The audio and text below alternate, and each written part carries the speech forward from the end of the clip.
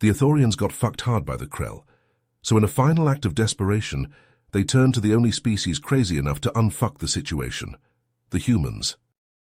Niran's reptilian claws clacked nervously on the smooth titanium table as he waited in the United Nations chamber. The Ithorian diplomat had traveled across the galaxy to reach the Sol system, seeking any aid he could get against the Krell, a brutal race hell-bent on conquering and exterminating his people. The Galactic Alliance, a once mighty federation of civilizations, had turned its back on Ithoria, leaving them to fend for themselves against the Krell onslaught. The chamber doors slid open with a hiss, and in walked Frank Henderson, a gruff, barrel-chested man with close-cropped grey hair and a no-nonsense demeanor. He was an ex-Marine turned diplomat, known for his blunt manner and unwavering patriotism. "Let me be straight with you, Niran," Henderson said as he took a seat across from the Ithorian. "Humanity has been burned before by getting involved in alien conflicts. We are not exactly eager to jump into another one." Niran leaned forward, his large black eyes filled with desperation. "Please, you must understand, the Krell will not stop with Ithoria. They have made their intentions clear. Once they conquer us, they will set their sights on Earth. They plan to exterminate your species just as they plan to do with mine." Henderson's jaw clenched. He had seen the intelligence reports on the Krell's genocidal campaign. If what Niran was saying was true, then Earth could not afford to sit this one out. "All right, I'll present your case to the Security Council and the General Assembly," Henderson said. "But I can't make any promises. There's still a lot of bad blood between humanity and the Galactic Alliance." Despite Henderson's impassioned arguments, the vote to aid Ithoria narrowly failed. Too many nations were still bitter over the Alliance's past betrayals and unwilling to risk human lives for an alien cause.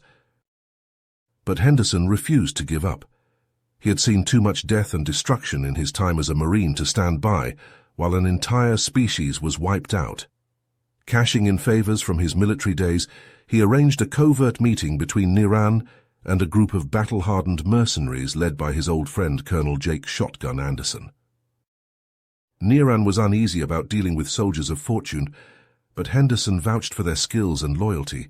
When the Ithorian offered advanced technology as payment, the Mercs readily agreed to take on the Krell. Within a week, heavily armed human privateers were shipping out to the far reaches of the galaxy, ready to face the Krell head-on. It was a desperate gamble, but with the fate of two species hanging in the balance, it was a gamble humanity had to take. Weeks dragged by, each hour an eternity for Niran as he paced the Ithorian command center. The clacking of his claws against the deck plates echoed off the bulkheads. He wrung his hands, the skin around his eyes tightening with each passing day without word from Shotgun's Mercs. Niran's heart nearly burst out of his chest when klaxons suddenly blared and red lights flashed. He sprinted to the command console, dreading what he might see. "Krell dreadnought dropping out of hyperspace," an officer shouted. The imposing wedge-shaped vessel loomed on the view screen, disgorging a swarm of fighters that streaked toward Ithoria's surface. Flashes of orange bloomed on the planet as the fighters strafed military bases and civilian centers alike. "Scramble the fleet! Get our ships in the air now," Niran barked. But he knew it was futile. The Ithorians had nothing that could stand against a Krell dreadnought. Just as despair threatened to overwhelm him, new contacts appeared on the display. It was Shotgun's fleet, brazenly broadcasting on all frequencies. "Hey, Huglies, heard you like to pick on folk smaller than you," Shotgun drawled. "Well, we're smaller than you, and meaner too." The Merc ships opened fire, but not with conventional weapons. A volley of missiles streaked from their launchers, each one jury-rigged with a miniaturized warp drive. The projectiles ignored the dreadnought's shields entirely, materializing inside the ship and detonating in blinding flashes of nuclear fire. The dreadnought shuddered, secondary explosions rippling through its hull. Armor plates peeled away, and internal decks spilled into the void as the once mighty vessel broke apart. The Mercs wasted no time in mopping up the remaining fighters, showing a brutal efficiency that even the battle-hardened Ithorians found unsettling. Shotgun's grinning face appeared on Niran's comm screen. "Hell of a show, eh? That's one dreadnought that won't be bothering anyone anymore. Niran sagged with relief. I cannot thank you enough, Colonel. You've saved countless Ithorian lives today. Don't go thanking me yet, Shotgun said, his grin fading. This is just the beginning. We hurt the Krell today, but they'll be back, and in greater numbers. We need to end this once and for all. Niran's stomach churned. What did you have in mind? I've got a plan, but it's going to take guts, and a hell of a lot of firepower. More than my boys have got on their own. We need Ithorian support to pull this off. Niran hesitated. He had seen the devastation the Mercs' weapons had wrought. Did he dare unleash that kind of disproportionate force, even against an enemy as ruthless as the Krell? Torn? He placed a call to Henderson back on Earth. The grizzled diplomat listened gravely as Niran explained the situation. Colonel Anderson is right, Henderson said. If you want this war to end, you have to speak the only language the Krell understand. Overwhelming violence. It's a bitter pill, but it's the only way. Niran closed his eyes, his heart's heavy. After a long moment, he turned to Shotgun. Very well, Colonel, you have Ithoria's full support. May the gods forgive us for what we are about to do. Shotgun's face was grim as he laid out the Mercs' audacious plan. Intel says the Krell share some kind of psychic link with their queen, a hive mind. We bag her. We can disrupt that link, send the whole lot of them into a frenzy, drive them insane. Niran's stomach churned. How do you propose to capture the queen? That's where our new friend comes in. Shotgun gestured to a wiry, wild-eyed man with unkempt hair. Dr. Xander Voss, xenobiologist. Bit of a mad scientist, but he's cooked up a bioweapon that'll drop the Krell like flies. Voss grinned, a manic gleam in his eye. Oh, it's quite ingenious, really. Targets their unique physiology, paralysis, brain death, the works. But to deliver it past the hive ship's defenses, we need your most advanced cloaking tech. Niran recoiled. Absolutely not. Ithoria will not condone the use of bioweapons. Henderson's face appeared on the comm screen. Niran, I know how you feel, but this isn't the time for half measures. It's this or the extinction of your people. And once the Krell are done with Ithoria, they'll come for Earth. We can end this here and now. Niran closed his eyes, his heart's heavy. After a long moment, he nodded. Very well, you shall have our cloaking technology, and my personal ship for the infiltration. The joint human-Ithorian team made their approach, Niran's sleek vessel shimmering into invisibility as it neared the looming hive ship. In the hold, Shotgun's Mercs checked their weapons, while Voss hunched over a complex array of vials and delivery mechanisms.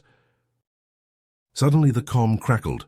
Colonel Anderson, urgent message from Ithoria Command. A Krell invasion fleet has just dropped out of hyperspace. They'll reach the planet in less than 10 hours. Shotgun cursed. Looks like we're out of time, boys. We pull this off now or we're all dead. He turned to the strike team. You know the drill. We escort the dock to the Queen's chamber. He doses her and her guards. We grab Her Majesty and haul ass back to the ship. And if any of those Krell bastards get in our way, he racked the slide on his shotgun, we'll show 'em why you don't fuck with the human race. As the invisible ship glided into the hive's docking bay, the Mercs steeled themselves for the fight of their lives. The fate of 2 worlds hung in the balance. Failure was not an option.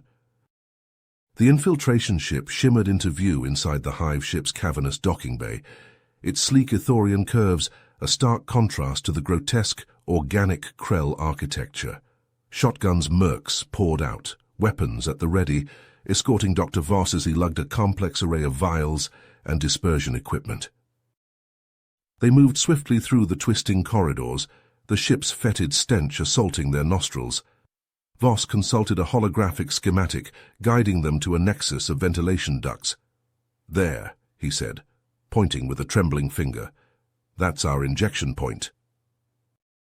As the Mercs took up defensive positions, Voss hurriedly connected the bioweapon canisters to the ducts. Once I release this, we'll have minutes at most before the Queen's guards are neutralized. His wild eyes gleamed in the dim light. Then she'll be ripe for the taking. Just get it done, Doc, Shotgun growled. We're on the clock. Voss typed a rapid sequence into his control pad. There was a hiss as the deadly payload discharged into the vents. It's away! The team raced through the ship, following the twisting organic passages towards the Queen's chamber. They encountered surprisingly little resistance. The bioweapon was doing its grim work. They passed the twitching bodies of drones, ichor leaking from their eyes and mouths. Even the hardened mercs looked away sickened. They burst into the Queen's chamber, weapons drawn. The massive Krell matriarch lay slumped on her throne, her attendants spasming on the floor. But as they approached, a shadow detached itself from the wall. It was a hulking brute of a Krell, towering over even the largest merc. Bony protrusions jutted from its exoskeleton, and its eyes blazed with malevolent intelligence. A brood king, Voss breathed. A male Krell, immune to the bioweapon. The creature roared, a sound that shook the chamber and set teeth on edge. It charged, barreling into the merc's line and scattering them like dolls. Weapons fire sparked off its armored hide as it seized a merc in each claw, squeezing until their armor cracked and blood spurted. Shotgun unloaded a full magazine into the beast to no avail. It fixed its burning gaze on him and charged. Shotgun barely rolled aside, the creature's claws gouging the deck where he'd stood. Desperate, Shotgun primed a plasma grenade and hurled it at the Brood King. The explosion rocked the chamber, but when the smoke cleared, the creature still stood. Wounded, but still very much alive. Shotgun armed his last grenade, a heavy-duty bunker buster. "Frag out," he yelled, lobbing it at the creature's feet. The explosion was deafening in the enclosed space. The Brood King disappeared in a blinding flash of plasma. As the glare faded, Shotgun saw the smoking crater where the creature had been. No way it could have survived that. "Pod the Queen and let's go," Shotgun barked. The mercs hastily loaded the comatose Krell matriarch into a stasis pod and hustled back towards the ship, stepping over the bodies of their fallen comrades. They were bruised, bloodied, and diminished, but the mission was a success. So far. But as they approached the hangar bay, a hail of plasma fire sent them diving for cover. A heavily armed Krell war party stood between them and the ship, led by a scarred and seething warlord. "Return the Queen," it snarled in broken Ithorian, "or die." Shotgun glanced at his men, seeing the exhaustion and fear in their eyes. They were in no shape for another pitched battle. He looked to Voss, desperate. "Doc, please tell me you've got something left in those magic vials of yours." Voss hesitated, then nodded grimly. He pulled a small canister from his bag, the contents swirling an ominous black. "A concentrated dose of the bioweapon. It'll kill everything in the hangar." He met Shotgun's gaze. "Including us, if we're not in the ship when it blows." Shotgun swore under his breath, "Do it." Voss armed the canister and lobbed it at the Krell with a shout. It burst in their midst, enveloping them in a cloud of deadly vapor. The Krell warlord had a moment to look surprised before it collapsed, twitching. But Voss had breathed the vapor as well. He fell to his knees, blood already leaking from his nose. The Ithorians dragged him toward the ship as the mercs laid down covering fire, but several collapsed, the bioweapon wreaking havoc on their systems. They piled into the ship, Shotgun slamming the hatch closed. As the engines roared to life, Voss grabbed Shotgun's arm with a blood-slicked hand. "Get the Queen to Ithoria," he gasped. "Finish it." His eyes rolled back, and he slumped, dead. Shotgun pushed the engines to full throttle, the G-forces crushing them into their seats as the ship rocketed away from the hive ship. In the rear hold, the stasis pod containing the Krell Queen hummed ominously.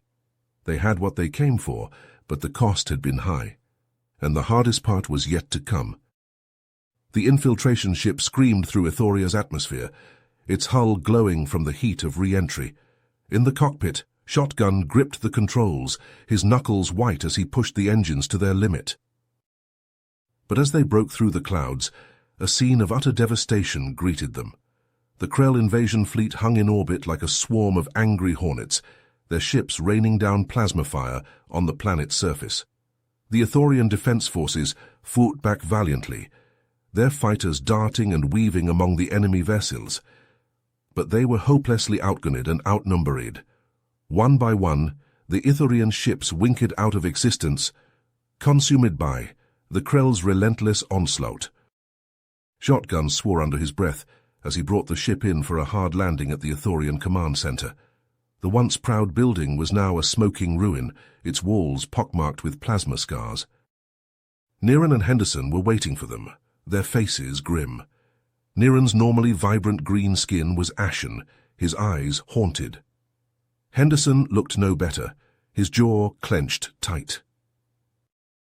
"We need to end this now," Shotgun said as he strode down the ramp, the stasis pod containing the Krell Queen floating behind him. "Broadcast the Queen's psychic scream to the entire Krell fleet. It's our only chance." Niran shook his head. "The only transmitter powerful enough is in the heart of the capital city. And the city is swarming with Krell troops. It's a suicide mission." Henderson stepped forward, his hand on his sidearm. "I'll lead a strike team. Clear a path for you to get to the transmitter. It's the only way."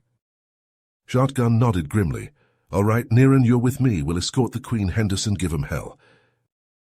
The city was a war zone. Plasma fire crisscrossed the streets as Henderson's team fought their way forward, ducking from cover to cover.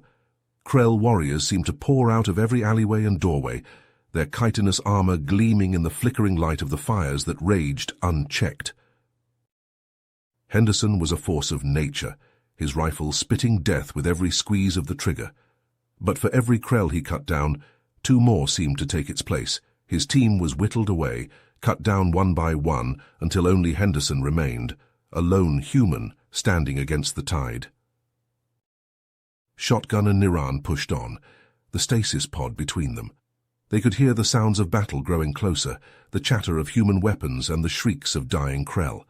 They rounded a corner to see Henderson, blood-soaked but unbowed, holding the entrance to the transmitter complex.